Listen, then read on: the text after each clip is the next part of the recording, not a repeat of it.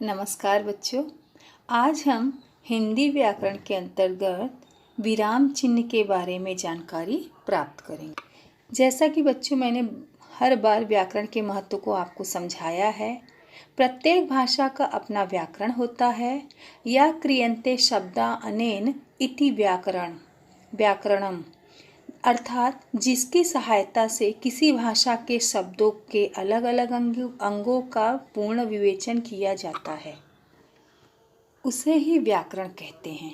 इस प्रकार व्याकरण वह विद्या या शास्त्र है जिसके द्वारा किसी भाषा के वर्णों, शब्दों और वाक्यों के सर्वमान रूप का बोध होता है तथा भाषा को शुद्ध रूप से बोलने, पढ़ने और लिखने के नियमों की उचित जानकारी होती है। अब हम आ जाते हैं बच्चों विराम चिन्ह के बारे में।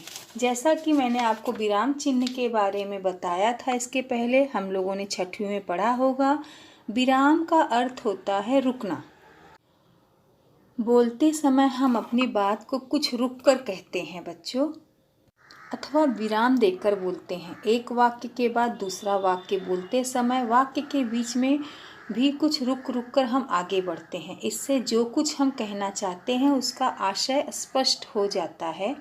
हम लिखित भाषा का प्रयोग करते समय विराम के लिए, इस रुकावट के लिए कुछ चिन्हों का उपयोग करते हैं। उन चिन्हों के अनुसार पाठक उसका आशय समझ लेते हैं। इसे ही विराम चिन्ह कहते हैं। विराम चिन्ह के कितने प्रकार हैं बच्चों? यहाँ पर देखिए आप लोग 12 प्रकार मैंने बताया है। विराम चिन्ह के 12 प्रकार हैं। चिन्ह और उनके नाम देखिए आप लोग। पूर्ण विराम, फुल स्टॉप, देखिए उसका चिन्ह, अल्प विराम, कॉमा,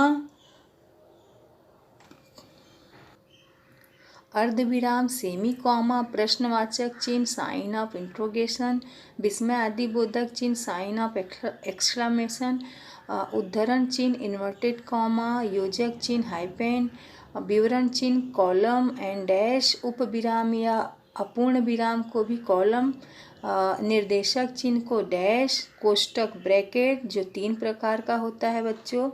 उसके बाद अंतिम है लाघव चिन्ह, अब्रीविएशन, जो आप लोग को इसके बारे में मैं जानकारी दूंगी।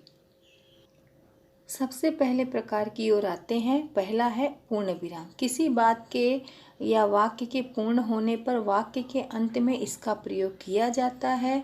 जैसे दीपक स्कूल चला गया, अर्थात वाक्य। दूसरा है ध्यान से सुनो। यहाँ पर भी वाक्य पूर्ण हुआ, वाक्य के अंत में पूर्ण विराम लग गया। प्रश्नवाचक और विस्मय आदि बोधक वाक्य के अंत में पूर्ण विराम नहीं लगता। अल्प विराम, इसका प्रयोग समान शब्दों, पदबंधों को अलग करने के लिए किया जाता है। जैसे गोपाल, सुरेश, राजेश और मैं विद्यालय जा रहे हैं। यहाँ 3 नामों को अलग अलग दिखाने के लिए अल्प विराम का उपयोग किया गया है। एक से अधिक उपवाक्य के बीच में भी इसका उपयोग होता है।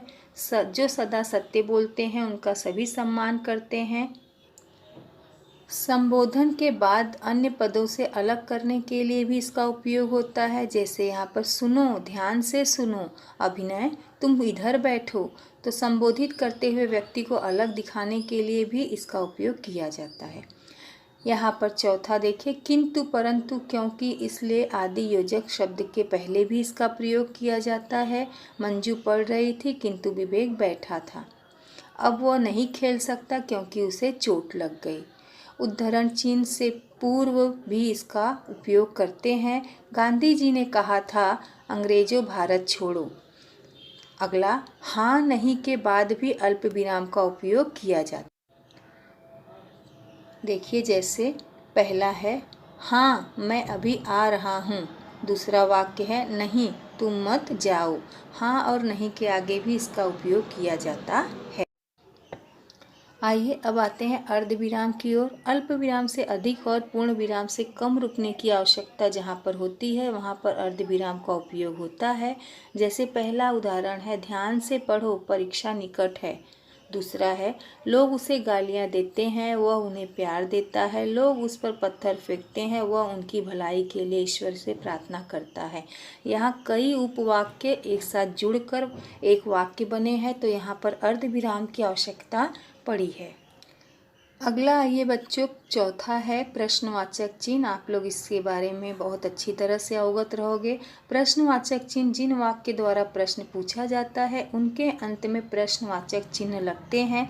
जैसे आप कहाँ गए थे, अब तुम कौन सा कार्य करोगे, कल तुम क्यों नहीं आए, सबके अंत में प्रश्नवाचक चिन्ह लगे हैं, अर्थात यहाँ पर प्रश्न पूछा जा रहा है। अगला बच्चों पांचवा है, आप लोग देखिए उद्धरण चिन्ह, विस्मय आदि बोधक चिन्ह। विस्मय आदि बोधक चिन्ह का आप लोग चिन्ह पहचानते रहोगे। इसका प्रयोग दो प्रकार से किया जाता है, आश्चर्य के लिए या फिर वहाँ पर जहाँ घृणा या प्रसन्नता हो उस मनोभाव को व्यक्त किया जाता है, और दूसरा है संबोधन के लिए, जैसे यहाँ पर अरे तुम क्यों, दूसरा छी कितना गंदा दृश्य है, या चौथा शाबाश तुम प्रथम आए। तो यहाँ पर विस्मय आदि बोधक चिन्ह का उपयोग करते हैं। छठवां है उद्धरण चिन्ह, देख रहे हो डबल कॉमा आप लोग जिसे कह सकते हो।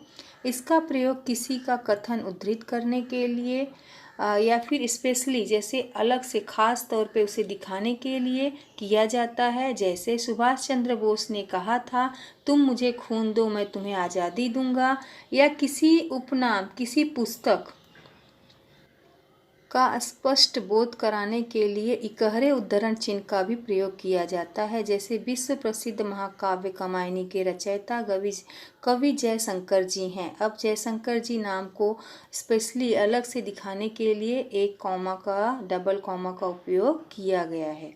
अगला है योजक चिन्ह। योजक चिन्ह देखिए किस प्रकार का होता है, आपको बताया गया है, यहाँ पर देख रहे हो आप लोग। इसे विभाजक चिन्ह भी कहते हैं। द्वंद्व समास, युग्म शब्द, क्रिया विशेषण आदि के साथ में इसका प्रयोग किया जाता है। जैसे धीरे धीरे, माता पिता, रोते रोते, रूप ज्ञान, ऐसे दो शब्दों के बीच जो डैश आता है उसे योजक चिन्ह कहते हैं। अगला बच्चों देखो आप लोग यहाँ पर विवरण चिन्ह। विवरण चिन्ह का अर्थ होता है किसी के बारे में विवरण करना, उसकी जानकारी देना, उसके बारे में विस्तार से बताना। चिन्ह देखो आप लोग देख रहे हो, किसी विषय अथवा बात को समझाने के लिए विवरण चिन्ह का उपयोग किया जाता है। जैसे संज्ञा के प्रमुख भेद, अब कितने भेद हैं उसके विवरण को उसके बारे में बताएंगे, या फिर कारक के 8 भेदों के नाम, तो 8 भेद जो हैं उसके पूरे नाम को हम यहाँ पर विस्तार से बताएंगे, उसे कहते हैं विवरण चिन्ह। विवरण चिन्ह का उपयोग वहीं पर होता है जहाँ उस शब्द के बारे में हम विस्तार से बताते हैं। अगला है बच्चों यहाँ पर देखिए उपविराम या अर्धविराम, अपूर्ण विराम। इसका प्रयोग प्रायः शीर्षक आदि के लिए किया जाता है। कोई निबंध लिखते हैं या किसी शीर्षक को लिखते हैं तो उसके लिए इसका उपयोग किया जाता है। जैसे विज्ञान एक वरदान या अभिशाप, हिंदी दशा और दिशा, विवेकानंद एक भारतीय आत्मा, चौथा है दहेज प्रथा एक अभिशाप। इस प्रकार जब हम शीर्षक लिखते हैं तो वहाँ पर इसका उपयोग करते हैं। 10वां है बच्चों निर्देशक चिन्ह। निर्देशक चिन्ह का उपयोग हम वहाँ करते हैं जहाँ हमें किसी बात के भाव में परिवर्तन आने पर शीर्षक के आगे उद्धरण देने के पूर्व, संवाद के पूर्व इसका प्रयोग करते हैं। जैसे अगर कोई संवाद कर रहा है, जैसे शिक्षक और छात्र संवाद कर रहे हैं, तो शिक्षक पूछेगा तुम्हारा नाम क्या है, तो शिक्षक के आगे निर्देशक चिन्ह छात्र, श्रीमान मेरा नाम विवेक है, तो यहाँ पर दोनों जगह निर्देशक चिन्ह लगे हैं। दूसरा है छात्रों के नाम निम्नलिखित हैं, तो उस नाम के आगे निर्देशक चिन्ह लगाया गया है। 11वां है बच्चों कोष्ठक। यहाँ पर 3 प्रकार के कोष्ठक बताए गए हैं जिसे कहते हैं इंग्लिश में ब्रैकेट।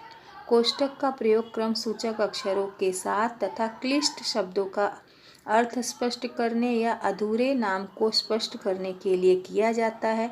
जैसे हम कहीं पर संख्या लिखते हैं प्रश्नों के आगे, या फिर अक्षर लिखते हैं वर्णमाला के, जैसे यहाँ पर क ख ग दिया है उसे, तो वहाँ पर कोष्ठक का उपयोग करते हैं।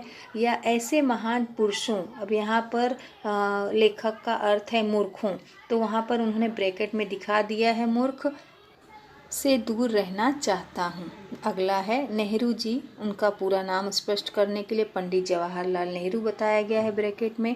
इस प्रकार कोष्ठक का उपयोग करते हैं। जो दूसरे अलग कोष्ठक हैं उनका उपयोग गणित में किया जाता है ज़्यादातर। अंत में है बच्चों लाघव चिन्ह। देखिए उसका कैसा चिन्ह होता है। इसका प्रयोग किसी शब्द को संक्षिप्त रूप या छोटा रूप में लिखने के लिए किया जाता है। जैसे लेफ्टिनेंट जनरल अशोक वाजपेयी न लिख के ले, उसके आगे लाघव चिन्ह, जन के आगे लाघव चिन्ह, ए के आगे लाघव चिन्ह और वाजपेयी बहुत शॉर्ट में उस नाम को दर्शाया गया है। अब डॉक्टर हम पूरा न लिख के लाघव चिन्ह का उपयोग करते हैं। प्रोफेसर पूरा न लिख के हम लोग प्रोफेसर भी पूरा न लिख के प्रो लिख के आगे लाघव चिन्ह का उपयोग कर देते हैं। इसी प्रकार एमए हम शॉर्ट में लिखते हैं, जिसका पूर्ण नाम क्या है, पूरा विस्तार में मास्टर ऑफ आर्ट। उम्मीद है बच्चों आप लोगों को विराम चिन्ह के बारे में पूरा जानकारी मिली होगी।